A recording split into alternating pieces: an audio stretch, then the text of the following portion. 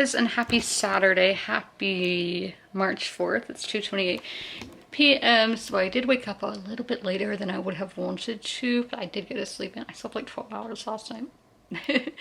I did finish a book last night as well. I finished my ebook, so we will be starting a new one of those today, but we'll talk about that when we get to that. I did cut my hair. I don't know like how many inches that is, but I did cut my hair myself. I was in a wait to get it cut by like a professional, but then I was just like, things are taking too long. It's hot. I'm gonna be cutting my hair on my own. So yeah, I thought it was gonna be kind of cold today. It's 73 was what the temperature was when I woke up, so I threw on a jacket, but I don't really think I actually need one. We are about to read, and in case y'all haven't watched the other vlogs, and I'll tell y'all what I am reading and what the book is about. So I'm gonna read a short story in My Monticello by Jocelyn Nicole Johnson. So I am on like the title story, which is My Monticello. So this is after America has basically collapsed.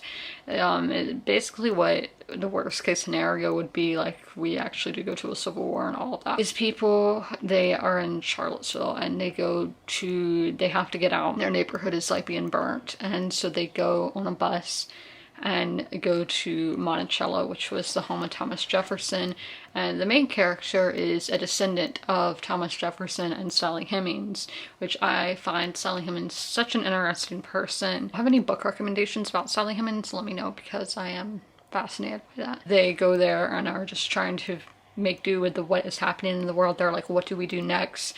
Do we stay here? That kind of thing. So y'all know I do like dystopian kind of stuff, genre. The story is better than the previous stories in this collection, and I like the writing, but this is pretty much a 3-star for the whole collection overall. So it's a fine time. I would still recommend if you are interested in picking it up, but it's not like the best short story collection I've ever read. So I'm going to read some of that while working out, doing the bike. So I will catch up with y'all when I get into Betty later and tell y'all my thoughts on Betty.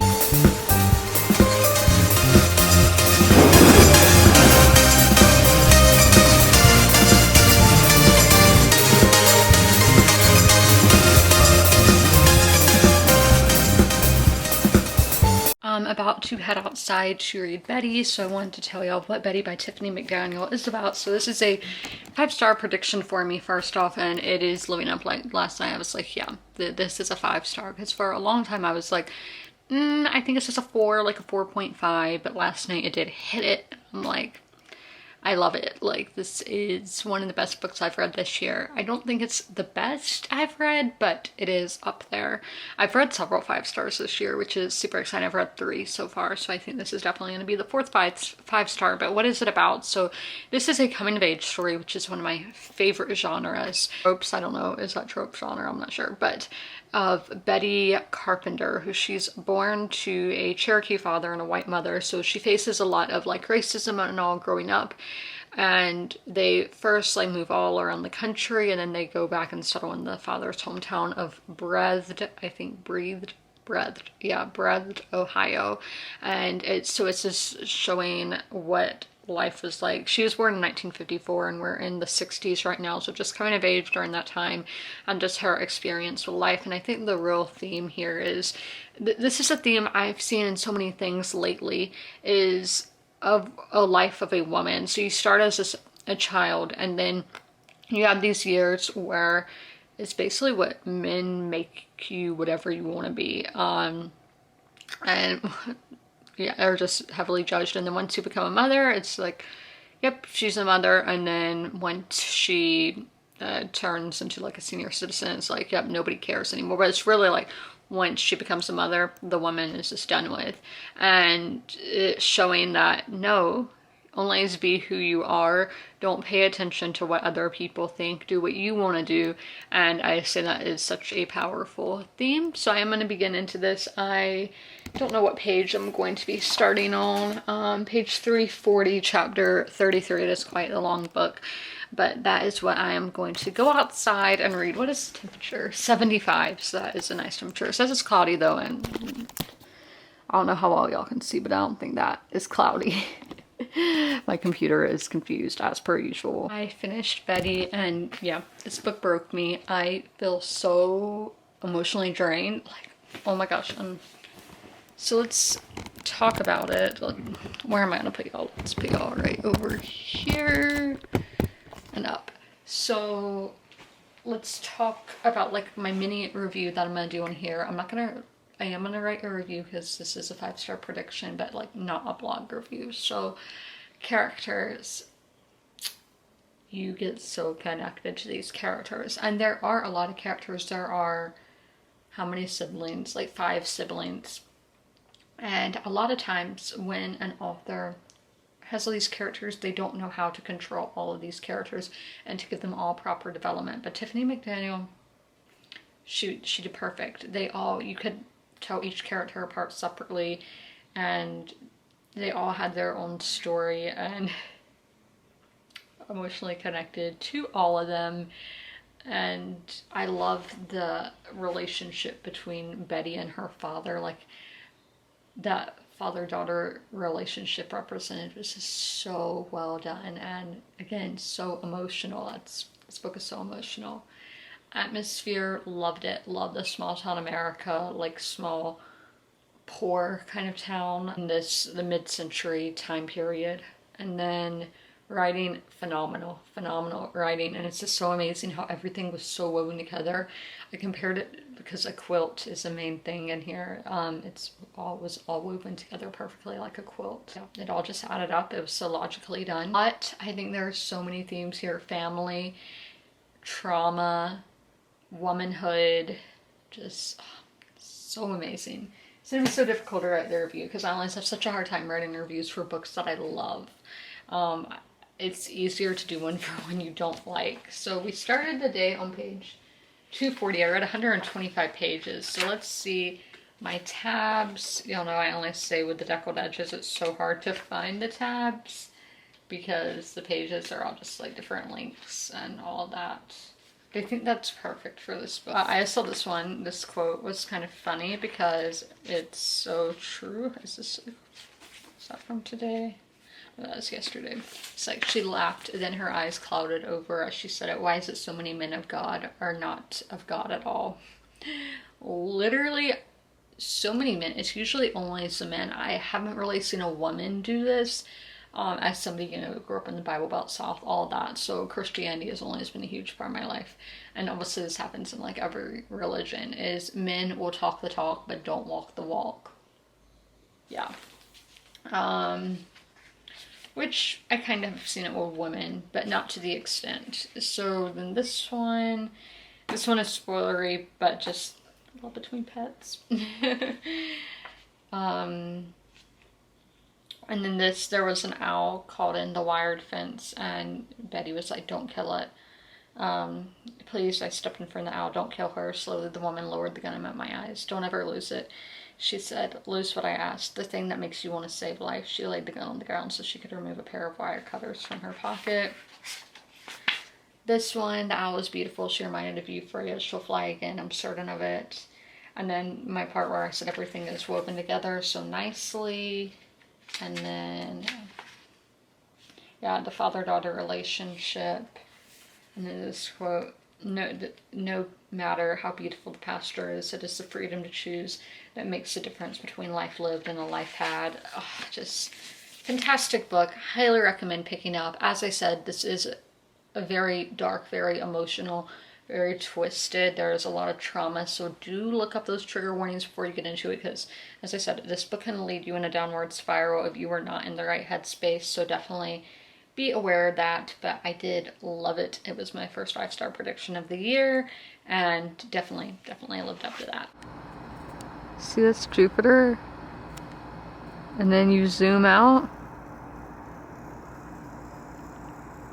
and you go under it. That's Venus.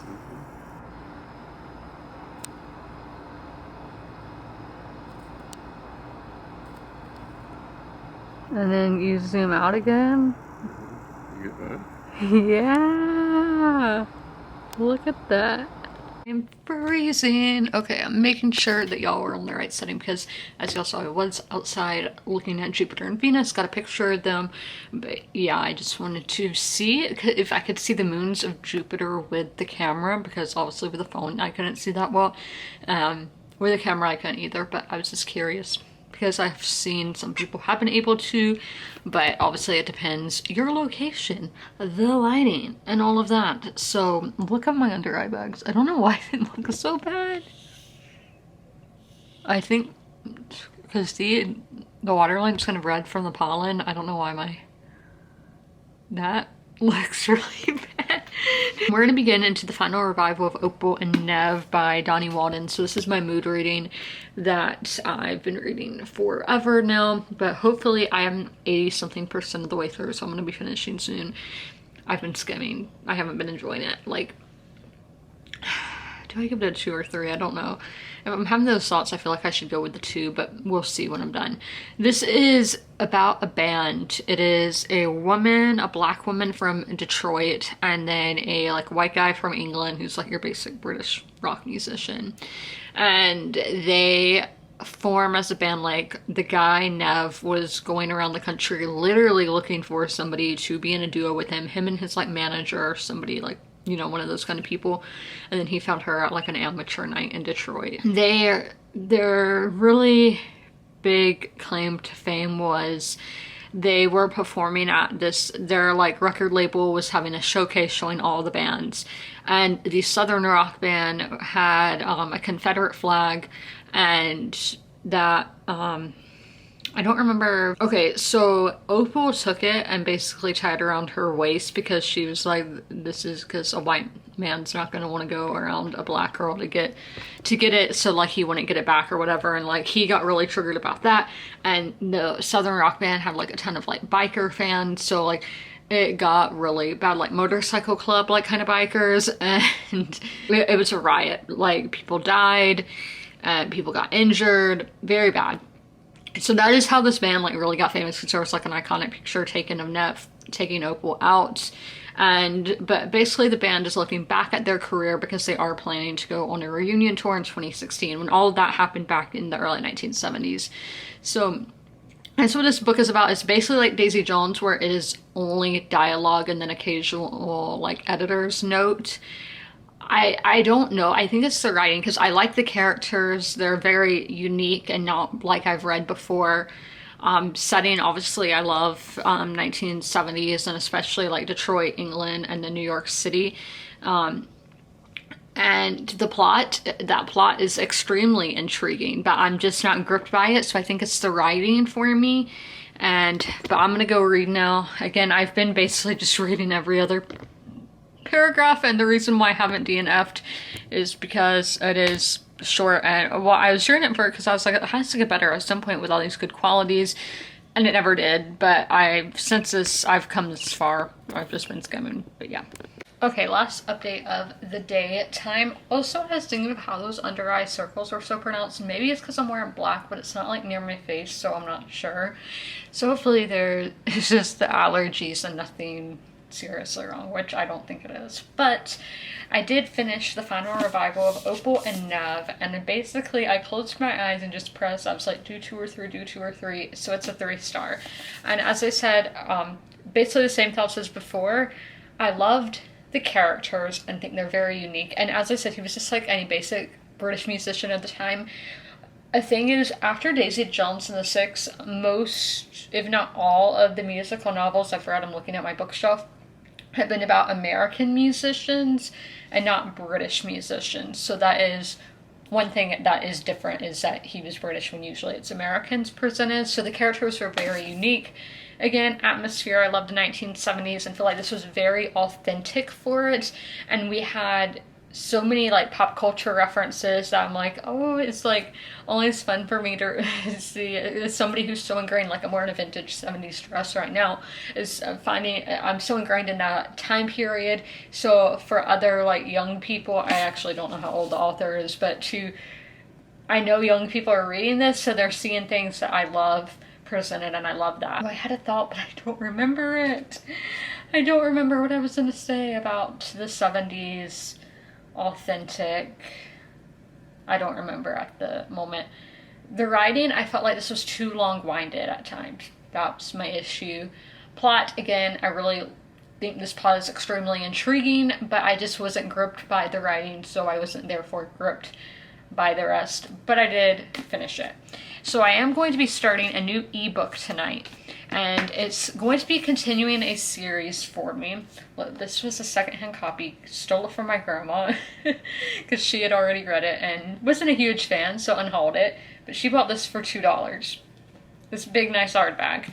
So this is A World Without End by Ken Follett. So this is a sequel to The Pillars of the Earth, which The Pillars of the Earth is a good book. I do think I would enjoy it more now than when I first started. I think I gave it like a 4-star, but still, and hold on, I'm out of storage. So The Pillars of the Earth takes place during the 1100s and of trying to find out who would be king, you know, that kind of thing.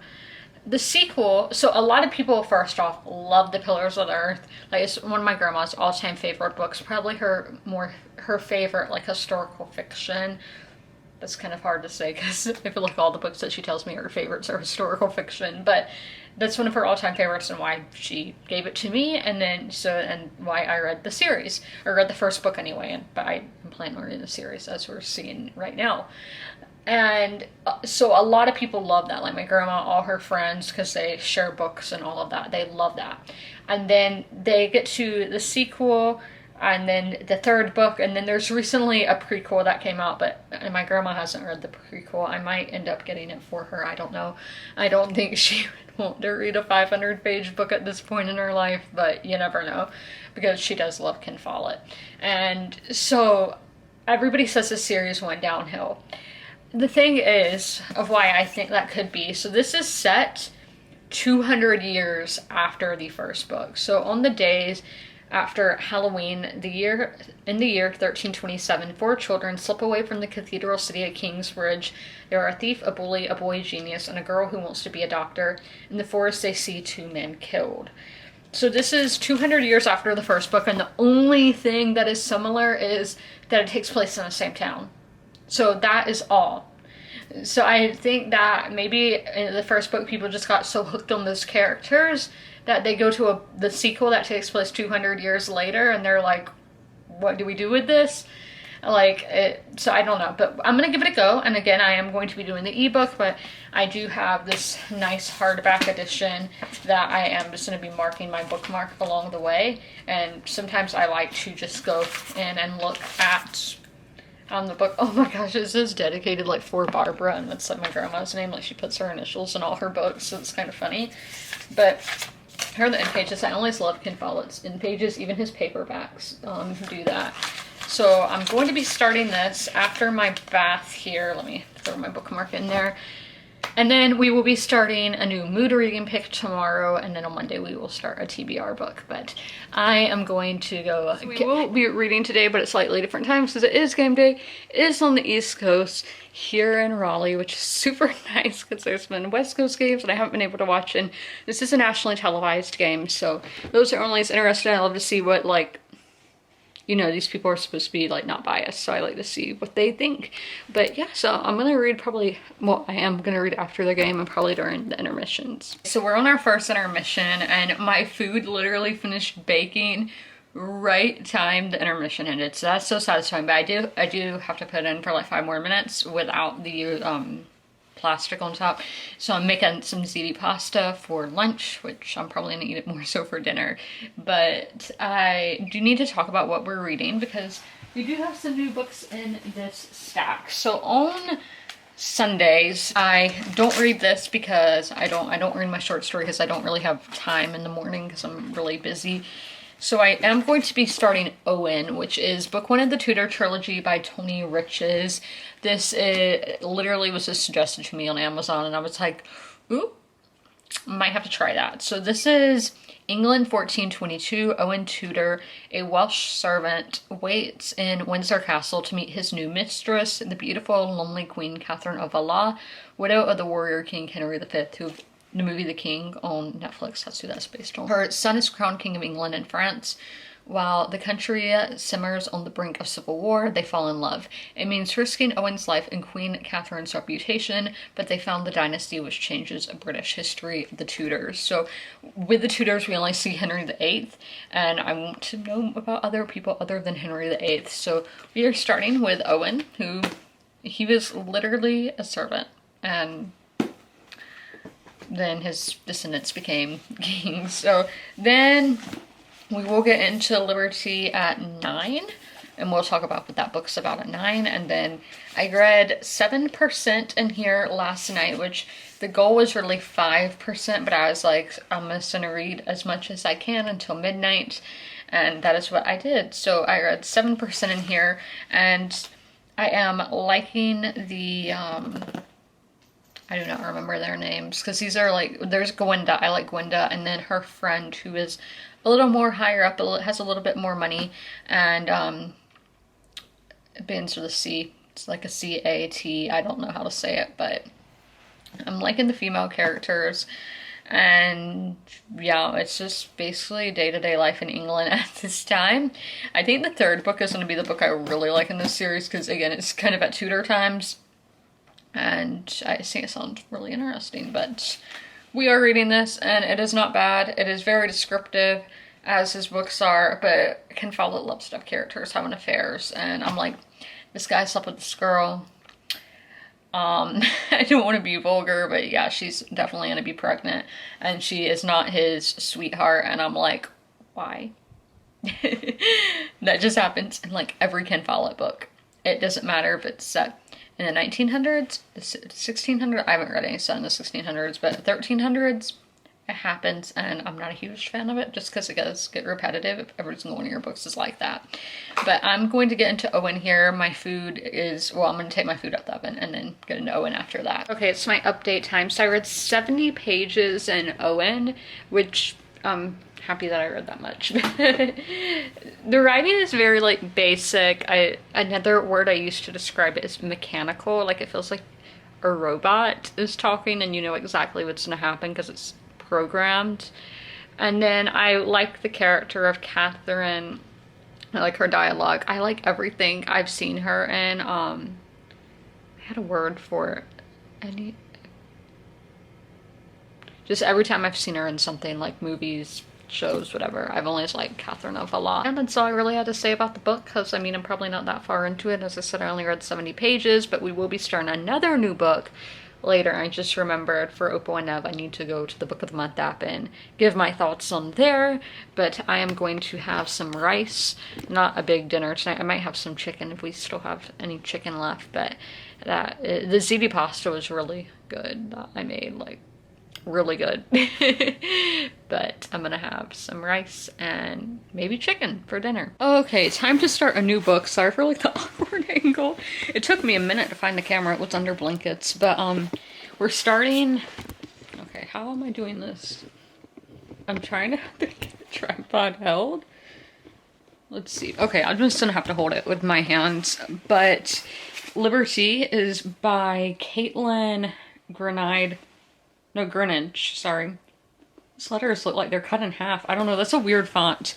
But I always have a hard time when the font's just not like straight up, like Times New Roman. What? I don't even know what I'm saying. But y'all know what I mean. I'm having kind of acid reflux because I have had tomatoes in every single meal today except my breakfast, so I did that to myself. But what is this book about? So the critically acclaimed and Whiting Award-winning author of We Love You, Charlie Freeman, returns to Libertie, an unforgettable story about one young black girl's attempt to find a place where she can be fully and only herself. So inspired by the life of one of the first black female doctors in the United States, and rich with historical detail, Caitlin Greenidge, Greenidge's new and immersive novel will resonate with readers eager to understand our present through a deep and moving and lyrical dive into our complicated past. Do y'all see this? He's like bathing my head. So I'm going to start this book now. I read 17 pages. I'm liking the writing, but I'm kind of having a hard time following, but that might just be me right now. Sometimes it's just in my head, just not focusing, and I think that's probably the issue right now. But for some reason, the cover, I thought this was like somewhere in the Caribbean, but So far, we are in Brooklyn, and I don't see. Oh, I see. Okay, I saw Haiti mentioned because I was like, I thought we were in Jamaica or somewhere. I don't know why I thought Jamaica. Oh my gosh, hold on. Look, that is so cute. There's my little snaps. But I will see y'all when I pick up the camera again to vlog. I hope you all had a good day. I'm going to be watching Daisy Jones on Amazon tonight, the last episode that's out right now, episode 3. I'll talk about my thoughts on that tomorrow since I'll have all the episodes done. Give you all my thoughts and all that fun stuff because it is one of my all-time favorite books. That book literally changed my life. It just reignited something in me, and that's this amazing one. A piece of media can do that, but yeah, I read 5% in here, which is pretty much what I expected to read. There's the back, but it is Monday, so I already have read quite a bit today, like over 30 pages, I think. Let's see, actually, for a fact. Yeah, I've read about 35 pages today, so I have still been reading Owen. Yeah, I don't really have anything new to say. I mean, atmosphere, anything that is in this time frame of the Middle Ages, the time frame I'm talking about. I love it. It feels like coming home. It's the time frame that got me into reading again. It wasn't after I graduated high school, but it was literally like in my last semester of high school, or maybe like my just senior year of high school. It's when I had a lot more time on my hands because I wasn't taking as many classes. I wasn't doing any extracurricular. I know I said that wrong. I wasn't doing any of those kind of activities, so I had a lot more free time, and this was around the same time I started watching Game of Thrones, and Game of Thrones was inspired by the Wars of the Roses, and that opened doors for me wanting to learn about that time in history, so therefore the best place to learn, in my opinion, is reading, and that is what opened all of this back. So it's almost like coming home to me when I read something set in the Middle Ages, so I do really like this atmosphere, and I feel like with the atmosphere, this is well researched. Like, it is a well researched book. It's just, yeah, it's meh. Like, 2-star again. I don't hate it. I don't love it. I don't really have any strong feelings towards it whatsoever. Those are my thoughts on Owen. I'm gonna read for the next like hour and a half and then update y'all for the end of the day. I got to 49%, which was 86 pages read. So I have read over 100 pages today because I did read my Monticello earlier. And a note I have about the plot, because I haven't really said anything about the plot except like I don't have strong feelings, is that it's very just like one-dimensional. We don't get a lot of explanation for why these characters do certain things, why they feel certain ways. I feel like Tony Richards is kind of scared to go off path of historical, like Philippa Gregory would just be doing everything, making people witches, all that, but he, I feel like, really wants to stay on course and not wander too far off, which is good. But at the same time, it can get a little boring. It's good that it's about Owen Tudor, who I know nothing about except his family tree. So if it was somebody I was more familiar with, like let's say Henry VIII, then I would probably be a lot more bored because I know all about that man. So that is all for Owen for the day. I'm scheduled to finish this on Wednesday to let y'all know, but I'm like half a day ahead. But we will be getting into Libertie later. Hopefully I am more focused on that today because we know yesterday I wasn't extremely focused. But I'm going to go make myself some dinner now, probably some butter beans and then like leftover pasta. I read 29 pages in Libertie tonight, so I kind of know I'm gonna read try to read 6 sections every day because there's no chapter, so it's not really like, you can be like, oh, I'm gonna read 5 chapters a day. That's not how it works. I'm not sure if this is straight up historical fiction because they are raising people from the dead. I mean, they've only done it to one man, but still I'm kind of like, what is happening here? I'm fascinated because raising people from the dead is almost kind of interesting. I don't have any real like strong opinions yet because I'm not that far into it. I haven't even read 50 pages, so I don't know what I'm going to rate it or anything. I'm still just getting a grip on what is happening and all of that. I will be getting into World Without End tonight, but right now I'm going to go get my bath and all of that. It's Wednesday, so I didn't vlog yesterday because I didn't really have any new thoughts on the books that I'm reading, but I should be finishing Owen today, so hopefully we will get new thoughts and all on that. So I just got back from Target. I wanted to show y'all what I got. So I got one of these little birds. This was the only kind they had left, and I got my grandma one too, but No, she doesn't watch my vlogs, so she doesn't know, but I got these. They are the one that I gave her is chipped on the nose, and this one's chipped on the tail since it's had more damage. I kept it for myself, but one of the little birds, I'm not sure what kind of bird that is, but I got this little chick. I just thought it was cute and couldn't pass up. And then I got this plant. I feel bad for the plants at Target because they're all like dying because like the people who don't water them, I guess. So this is, I think you like pull this out and you water underneath. I'm like really confused as to how to use. Carefully lift inner pot out of vase. Fill vase with water until it reaches the top of bottom riser. Replenish as needed. So I'm not exactly sure. Like, I'm wondering, can I just water it like normal? I don't know. I hate this new trend. I'm like, people are just lazy when I am somebody who I will water my plants as much as they need. Like, I'm fine watering it a normal way instead of just doing. I hear that it's like pulling it out of there. I don't know. I don't know what to do with this. I didn't realize it was like that till I was in checkout. Then I got a bathing suit cover up. I think this looks so 70s. Like, in the 70s, even today on the red carpet, but in the 70s, like at the club, it reminds me of Jerry Hall, how she was wearing, like, it was all one piece though, and I don't think she was wearing anything underneath, which I'm not that daring, but it reminded me of that, which I think it looks so good on her, but again, I am not a supermodel. I can't get by doing that. But, so I got it to use as a bathing suit cover up, and then it comes with these pants, which I am in love with. I love them. They're bell bottoms. Just absolutely love, love, love. And these are from Wild Fable at Target. So that's everything I got at Target. As I said, I have been reading. I read my Monticello, and then I should be finishing up Owen today. I think I have maybe 30 pages left. That's a rough estimate. Yeah, I think it was around 30 pages left. So I'm going to get back in my PJs and eat some lunch. I split my meals. Like, I had my first part of my lunch at like 2 o'clock. I have my second part at like 4 o'clock. Let me show you my outfit today. So the top is from Cider, the cardigan Cider, pants Abercrombie, shoes Topshop. And then my necklace my friend picked out for me at Urban Outfitters. So it's kind of only special when your friend picks you out something that is really nice.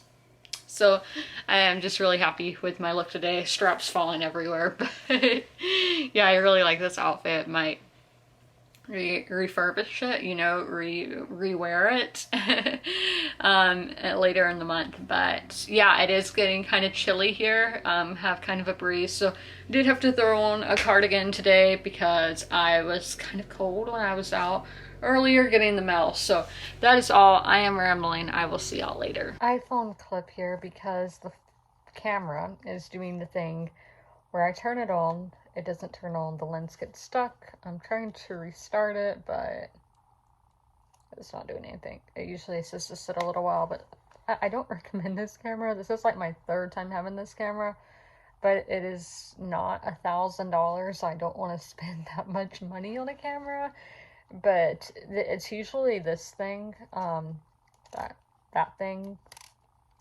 pops off and gets broken and therefore won't turn on. But this camera, this like one, only this one has been where it gets stuck like this, which is super annoying. But I finished Owen. I'm giving this like a 2.5. I'm going to have a fully written review on my blog, so I will leave that link down below in the description of this video and in the pinned comment. But characters, I like that we got the point of view of Owen because I've never seen him portrayed on film, book, anything. Never seen anything about him. And I think that's so strange because he really did kind of start this Tudor dynasty as we know it. We wouldn't have Henry VII, Henry VIII, Elizabeth I, Bloody Mary, Mary Queen of Scots. The royals we have today, we wouldn't have them if it wasn't for Owen Tudor. So it's just kind of weird. We don't get a lot of him. I liked Catherine of a lot. I talked about earlier. I really like her. I love seeing her portrayed on film and in books. I definitely am going to have to find a book. I saw there are several that are her perspective because I've really liked her and everything I've seen her in. atmosphere. I told y'all this was like coming home for me. I love medieval, especially War of the Roses times. That's my favorite thing to learn about in history, and I'll go back to England and Wales one day. Shivers. Um, the writing was very flat. It was one dimensional. You could tell that the author didn't want to really, no, that we'll save that for plot, but it was just very flat, mechanical. Like, it wasn't that great. I don't know if it would be better if maybe it was in third person rather than the first person, but we got it in first person. Then plot, you could tell the author didn't really want to veer off course too much. She added some things that are not 100% historically accurate, and that is fine for me because it is historical fiction. But it was very staying straight on the line. So it did get kind of boring because you just are like, yeah, that happened. I've read the Wikipedia, I've seen other shows. Yeah. So it might not be as intriguing as some other Tudor era books. So I need to find out what historical fiction I'm going to read next. And oh, for continuing this series, I am not going to go out of my way to buy Jasper, which is book 2, but I am going to add it on my Amazon wish list. So like if somebody bought it for me, I would read it, but I'm not going to go buy it myself. So this is the next book on my TBR, which I'm going to start tomorrow, which is Annihilation. Thank you, Ben Bird Person, for giving me that book. But I do need to find out which historical fiction I'm going to be reading next month. I'm going to go do that now, and then I'm going to eat my dinner, and while I eat my dinner, I will probably write the review that will be on my blog. Okay, the camera had its time of rest and relaxation, so it is back to working. I just got done reading Libertie for the day. I read 24 pages, so all in all, I read 118 pages today because I will not be reading my ebook day because it is my Netflix day, or any other kind of streaming service that I have. But in total, I read 118 pages. I don't know if I said that, but with Libertie, these are my thoughts. If I am still feeling meh about it by Sunday, I'm going to DNF. I think I'm going to start doing that with my mood reads because these are mood reads. I am not writing full reviews for them or anything like that. I don't need to read something if I'm not loving it. And hopefully that will eventually go to my TBR reads. Progress. We have to slowly climb up that hill, run up that hill. But yeah, I'm just not getting into it.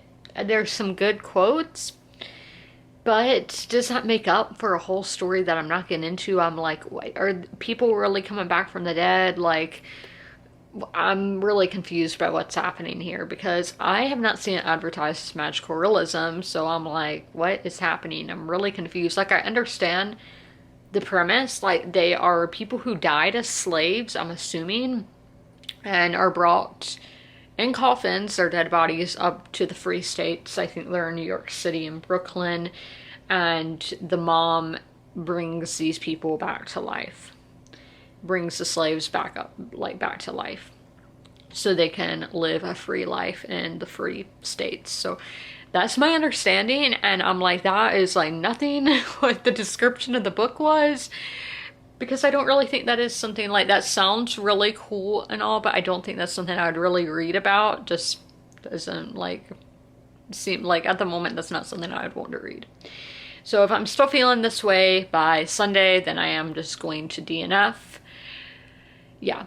I need to get more comfortable with that. But I did finish watching all the episodes that are out right now of Daisy Jones and the Six. So the first 3 episodes, I'm going to give you all my thoughts. So there's not going to be any spoilers or anything, just general thoughts. To let you know, I've given this book a 5-star 2 times. I've read the book twice and loved it both times. And I've talked about before, it's one of those books, after I read it, it got me into writing again. Like, that's so amazing to me. Like, it didn't get me into reading again. I was already reading, but it got me into wanting to write again. And so it's a very important book to me. I'm looking at it over there. I own 2 editions. I own the American edition and then the German edition. Well, I bought it from Germany, but the book is in English. I don't know why, but it's a different cover and different pages and all like that. So this is a story that means a lot to me. So characters, let's talk about the casting of the characters first. unpopular opinion, I haven't heard anybody say this. Camilla, I don't know how to say her last name, Moron. I don't think she's a good actress. Like, I feel really bad saying that, but I don't like how she acts. I just don't like it. And I feel really bad saying somebody's a bad actress, but she's extremely beautiful, but I don't think she can act. Then Sam Claflin, I feel like I love him. I love him. I have a poster of him in the other room. I don't think he was a good cast for Billy. He just looks so much older compared to the other characters because they're supposed to be in their early 20s. This man is 36 years old. Yeah, he's supposed to have, in the book, they compare him to Mick Jagger. Obviously, I think the Rolling Stones are the greatest band of all time. Mick Jagger is charismatic and is everything you want a frontman to be. I don't get that from Sam Claflin playing Billy. Like, no, I don't get that rock star, like, oh my gosh. And I know Billy was heavily inspired by Bruce Springsteen, which I do get more of that vibe, but again, doesn't have that charisma that Bruce has. And so those are my only two really complaints for the characters. I love everybody else. Like, every time Daisy is on the screen, I'm like, I wish I was that cool. My outfit kind of reminds me of Daisy today. I don't know why, but maybe just because I watched that episode and I'm like, Daisy Jones? Like, yeah, everybody else is really cool, but like Karen, love Karen. Karen's my favorite. And I think Eddie is really hot. I know everybody hates him, and yeah, I get where he's coming from, but he gives the rock star energy. Like, and I think really, like, okay, so they took out there being a bass player. Like, in the book, Eddie has a brother who is the bass player, and something happens and he is not in the band anymore. I'm not gonna say like what happens because it's spoilers. So they just, in the book, they just go get a new bass player. In the show, they're like, okay, Eddie, you're gonna be bass player, Graham's gonna be our lead guitarist, and Billy will just pick up rhythm guitar. Like, they treat Eddie like SHIT. But yeah, so I think it's understandable why he feels the way that he feels. Okay, atmosphere now. It does not give off 70s vibes and 60s vibes at all. Like, I don't know why.